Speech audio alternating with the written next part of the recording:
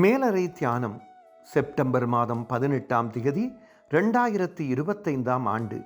எழுதியிருப்பவர் Daniel பொலிஞர், Missouri, USA. தலைப்பு மீட்கும் கரங்கள்.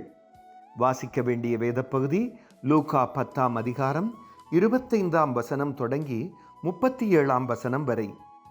இன்றைய நாளுக்குரிய தியான வசனம் லூக்கா 10ஆம் அதிகாரம் 33ஆம் வசனம் தொடங்கி 34ஆம் வசனம் வரை.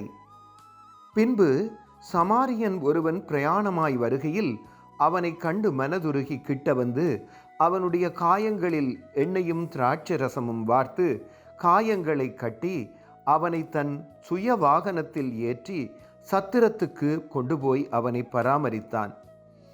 ஒரு நாள் நானும் எனது தகப்பனாரும் எமது பண்ணையை சுற்றி பார்த்து வரும்போது வேறு இடத்திலிருந்து தாயை பிரிந்த கன்று ஒன்று எமது வேலி கம்பிகளில் சிக்குண்டு நடக்க முடியாமல் கிடந்தது. நாங்கள் அதை மீட்டு வீட்டிற்கு கொண்டு போய் சிகிச்சை செய்தோம். எமது குடும்பத்தினர் அதற்கு போத்தலில் பால் கொடுத்து 1 மாதமாய் பராமரித்தனர். அதுவும் பலனடைந்து நடக்கத் தொடங்கியது. இப்போ அது தாயாகி கன்றுகளுடன் எமது பண்ணையில் இருக்கிறது. எனது தகப்பனாரை கண்டவுடன் அது அவர் அருகே போய் நிற்கும்.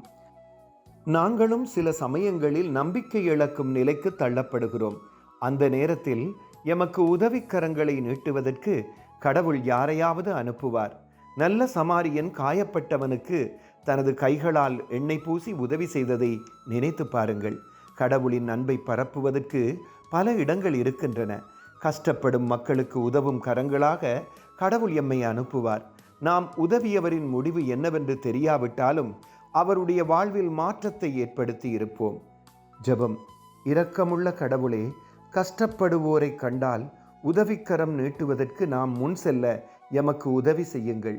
இயேசுவின் நாமத்தில் கேட்கிறோம். ஆமீன். இன்றைய நாளுக்குரிய சிந்தனை. கடவுள் எனக்கு கொடைகளை தந்திருப்பதால் தேவையுள்ளவர்களுக்கு உதவுவது இலகுவானது. கர்த்தருடைய அன்பும் இரக்கமும் அவருடைய பலப்படுத்தலும் இந்த நாளில் உங்கள் அனைவரோடும் கூட இருப்பதாக.